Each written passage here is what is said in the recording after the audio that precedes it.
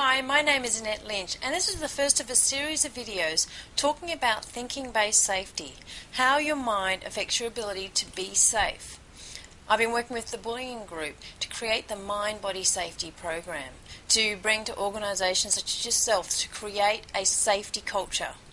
Today I'm going to be talking about values. How do we value safety? How do we value people? And a lot of companies say they value safety, but what does a value mean? Let's understand what it means and how you can incorporate it into your everyday life for positive results. How does an organisation and its employees align values so they're working together towards a common goal? And how do we actually save lives? Not just preventing death or injury, but actually improving the quality of life. Let's get in touch with what's really important. Now, my background is I've been actually a professional athlete, so I know a lot about achieving results. And I've been applying the science of success to safety for the last 8-10 months. But before that, I've worked in corporate health, preventing injury, using my physiotherapy degree to improve manual handling, using my background in health to help people maintain health, and just changing behaviours. But I found there was a limit to the success of our programs. It was really tough to get the message to the people that needed it most. And once I started studying the science of the mind and how our mind creates our results, I realised that we were just playing with the tip of the iceberg. You've seen the iceberg where a small percentage is above the surface. And that's like the conscious mind. Only 5% of our mind is conscious and 95% of the mind is beneath the surface. And that's where our values and our beliefs lie. And that influences our thinking and our behaviours without we even realising it. So let's delve into this further with this PowerPoint presentation. Values are what's important to you. Whenever I work with a client, whether it's an individual or an organisation, I always work with values. It gives so much information as to why they're getting the results that they are. See, most companies say they value safety, but what does it mean? See, you won't do anything unless it's important to you. The results in your life are a reflection of your values. An individual has values. An entity has values.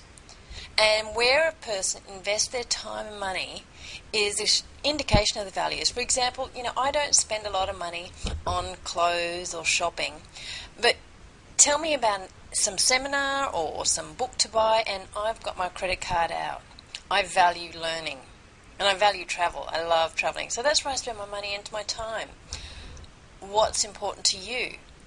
What's important to you as an individual? What's important to your organisation? Where does an organisation invest their time and money? Do they invest as much time into safety as they say they do? Or is their intention in other places? Another big factor with values is the fact that we have different meanings. What does safety mean to you? We put different meanings on words and values, and we think we're talking about the same thing. For example, one person for safety might think, well, I've got to put on all my safety equipment, and check everything before I go and jump out of a plane or bungee jump. And to another person, being safe means not even trying those activities, but they're both thinking that they're being safe. And so what does it mean to you? And, why is it important to you? See, we want to look at why do we often get poor results in areas of our life, and it can often be reflected by values, either because of what a person values or because of the underlying motivation of the value, and I'll be explaining that.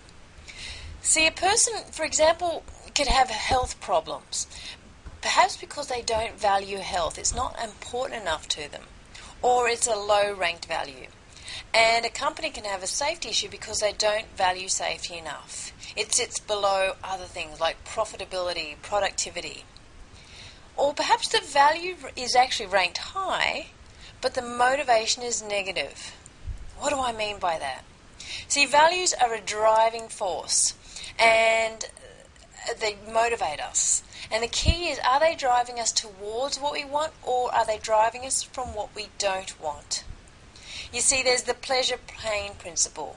And you can think about various areas of your life, and at times you could be moving away from the pain of what you don't want For example, how many of you have health issues and your motivation for getting into a fitness regime or a new diet is because you don't want to be overweight, you don't want to be fat, or you don't want to be unhealthy.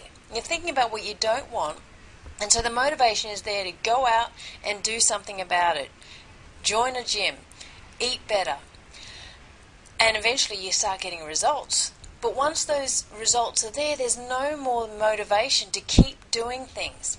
And this is the problem with away motivation.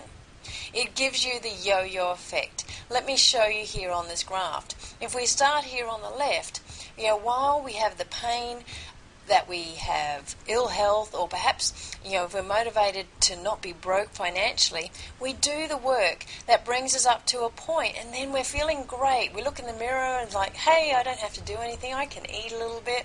Or if it's with regards to our finances, hey, my finances are looking good, I can spend a bit. But what happens? The motivation is gone, and we stop doing the things that got us up here, and we crash down. It might be a quick movement, or it could take time. But we get back down to the bottom and we're like, oh no, we've put on weight, or we're broke again and we've got the bills to pay, and we have to start working again. The motivation is there only as long as the pain is there, and it gives us inconsistent results. Think about this with an organization thinking about safety.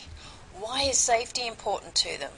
Most likely because they don't want to have accidents, they don't want to hurt people, or they don't want to have the cost of injuries, the costs of accidents, what that is in people costs and money costs. And so the motivation is there when their safety record in particular, perhaps it's not doing so well, so the pressure is on to do the things that improve the safety record. Let's get results. And once the safety record is looking good, there's no more motivation. We can relax. We're doing well. The motivation is gone. We start taking our attention. We get off the ball, and again our records drop. And once again the pressure is on. And we need to find a more consistent motivation to give us the results we want. As we look on the next slide, toward motivation is a constant motivation that's constantly there to keep striving to be better. When we're thinking about what being healthy does for us, to feel fit and healthy, have vitality, and we're constantly working towards that motivation is always there. When we're thinking financially, when we're working towards creating financial freedom, that motivation is always there to have even greater freedom. And when we're thinking about safety and thinking about creating health and positive lifestyle, thinking about going home at the end of the day and what that does for us, time with our family, then that motivation is constantly there. The clue to whether our motivation is toward or away is in our language. Are we thinking about what we don't want? What images are we creating in our mind? Or is there even necessity? If it's like, well, I must do this, I have to do that, then that's away kind of motivation. Toward motivation is what it can do for you. And the question you want to ask yourself with your motivation is why a particular value is important to you. Why is health important to you? Why is safety important to the organization? And if it's away motivated, there can be a clue as to why you're getting inconsistent results. Now, imagine if you ask yourself, why are people important to you? Why are the people in your organization important to you? And I'd like to guess and hope that an organization, when they're thinking about their people, that it's towards motivated, that they're thinking about the health of their people, they're thinking about the goodwill of the people in their organization. And I believe that inherent in valuing the people in your organization, there's toward motivation to continually strive to that when we think about our people, then safety can be a natural byproduct, because if we value our people, then our decisions will reflect that. We will make decisions to know that our people are important, more important than pushing out that extra bit of production which could cause an injury. What is more important to you? But knowing that valuing people can boost productivity, can boost safety. I'm just going to flick through 2 slides to the DuPont-Bradley curve. And perhaps you've seen this, where we're working towards a culture from working independently or working dependently in a reactive stage to being interdependent, working independently for self and then working as part of a team is shown to improve culture and reduce injury rate. People taking responsibility for their own lives. And so, going back to the previous slide, here are some suggestions for valuing people. I suggest you listen to them. Listen to them, value them and their voice, and know that by working together, you can get better results. Encourage ownership and responsibility, and that's going to be another video. We're going to talk about the importance of responsibility and how we're all responsible for our own safety, and those of others in our team. But when we step up to the plate and take on that responsibility instead of blaming others or expecting other people to do it, then we can all work together. Want to understand the value of learning from mistakes. Be okay with admitting mistakes. In some organisations, in some cultures, it's almost bad to say that you've made a mistake.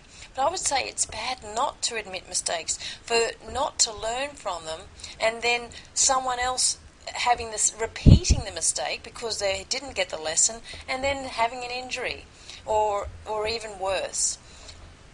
Learn from mistakes, admit to the small ones, learn from them so that the big ones don't happen.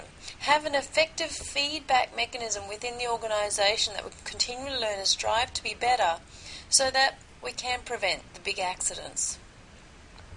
I believe in the value of praise, and it ties in with effective feedback, where we're telling people that we value them, that they're doing great work.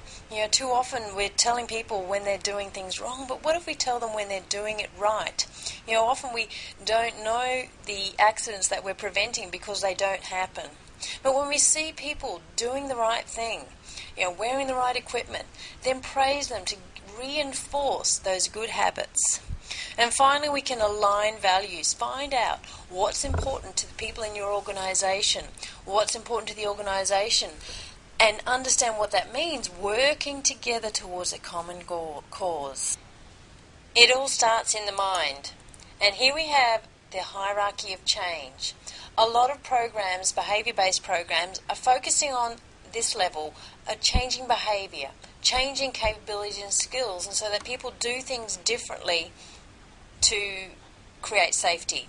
But what if we could change how we think, change our beliefs and values, even change our identity, which is the focus of the Mind-Body Safety program. Changing at this level has an effect on these levels. If you believe you can do it, if you have safety as a value, then your capabilities and skills and behaviour change to match them. You won't do anything unless it's important to you. So change it at that level. We want to be able to change our thinking into acting safely. So many programs are focused on acting safely, and eventually the thinking will change. We can change our thinking. It all starts in the mind.